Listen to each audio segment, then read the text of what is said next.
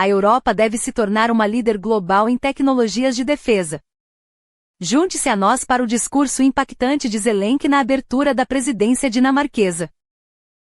Thank you so much for those words, Madam President. And now, dear guests, it's my great honor to welcome to the stage His Excellency Mr. Volodymyr Zelensky, the President of Ukraine.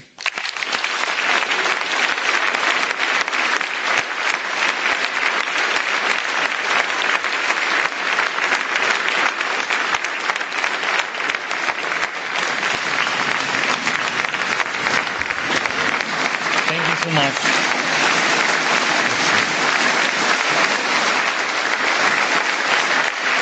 Thank you. Thank you so much. Thank you very much.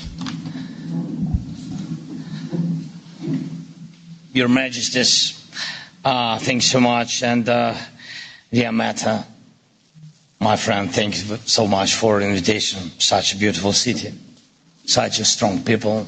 Thank you for your support. Thanks. And of course, dear Ursula, dear Antonio, all of our friends, colleagues. Once again, congratulations to Denmark, our close friend, personally met along with your team as Denmark begins its presidency of the EU Council.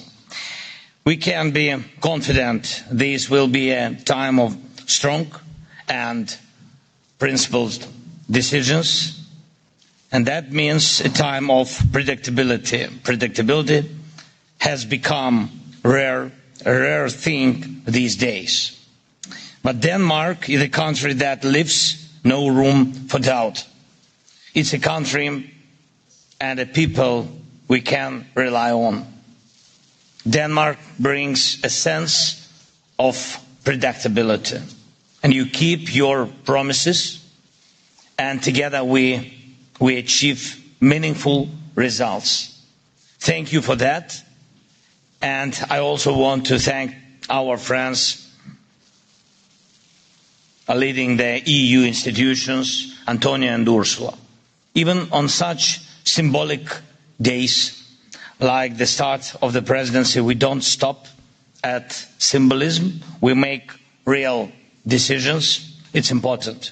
We talked about how important it is to close the gaps in defense funding. We are working to get real results from our joint defense programs, and we are getting things ready so that EU can keep its promises. Ukraine is ready to open the accession clusters, ready to move forward with the negotiations, and ready for decisions that benefit both sides. Thank you for your support. Ladies and gentlemen, we in Ukraine created a special national award for children. I told this story today to Metta, and it's for boys and girls who have shown bravery during Russian attacks or helped in other dangerous situations, volunteered or shown civic leadership.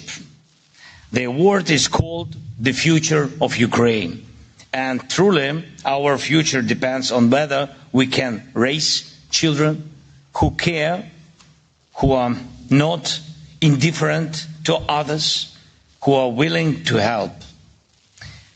As this visit began, I had an honor of presenting this award to a boy who lives here in Denmark, and he's a Danish citizen. His name is Jens, and he's just 11 years old, like my son. But his kindness, he's 11, but his kindness and care have already made a difference and inspired many adults. Jens made Easter crafts in blue and yellow, Ukraine's national colors, sold them, and bought backpacks to send that to Ukrainian children who really need help. And it was deeply moving But if you think about it, this was also deeply political. Wanting to help, to support others, to not stay on the sidelines in a time of war, that's a powerful message in itself. And this is exactly the kind of message that lies at the heart of the European Union, at the heart of our unity. We are united and we work together, and our Europe needs the EU for mutual support, for shared protection, and for the very values shown by Jens, by you and by millions of Europeans every day: compassion, sincerity, and the will to help someone in need, even if that person is far from your home. And we must not forget this. All our European institutions, all our agreements, all our cooperation and joint work for security is all built around this idea that Europeans care for one another and act like human beings in this fullest sense of the word. This is why we need the European Union.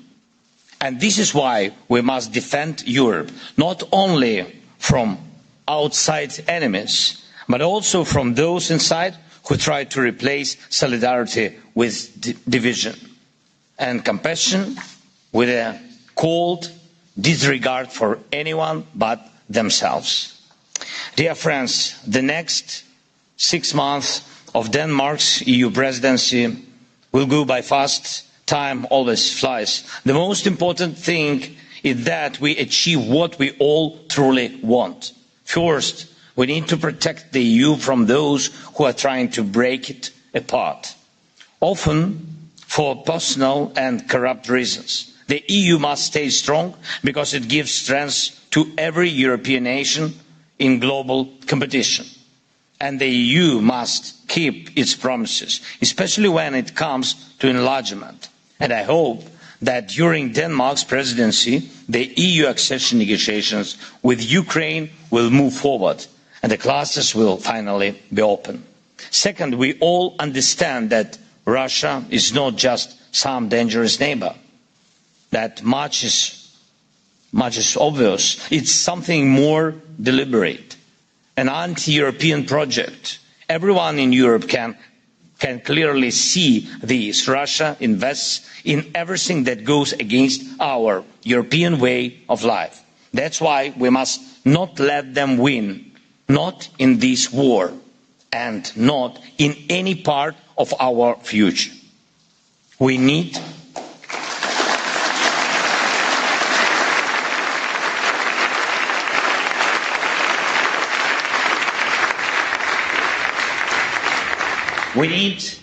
biting sanctions against Russia. We need steady defense support for Ukraine. We need to build up Europe's own defense industry so that Russia cannot outmatch us in any area.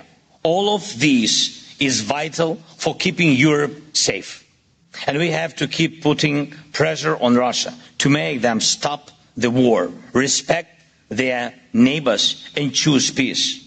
As long as Russia gets a high price for its oil, it keeps fighting.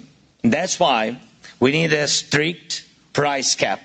As long as Russia finds ways to buy parts and equipment for weapons, it keeps killing.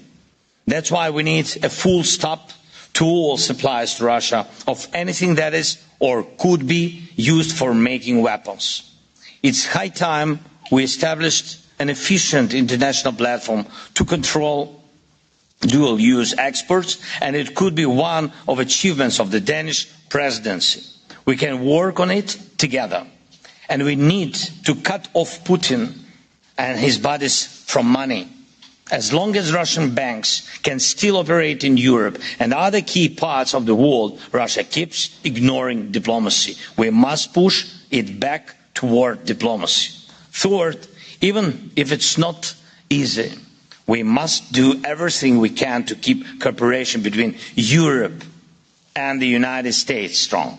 Yes, Europe should rely more on itself, especially when it comes to defense and protecting our people. But it's always better to be in an alliance than in disagreement. So the next 6 months should bring real progress to protect our partnerships and make our cooperation stronger. No matter what anyone says, Europe is and will stay one of the world's strongest players and a leader in human rights. Europe must also become a global leader in technology, especially in defense technologies. That's a key goal. And most importantly, Europe must be a continent of peace. Let's use the next 6 months to make the right decisions, especially for that. Thank you. Slava Ukraini!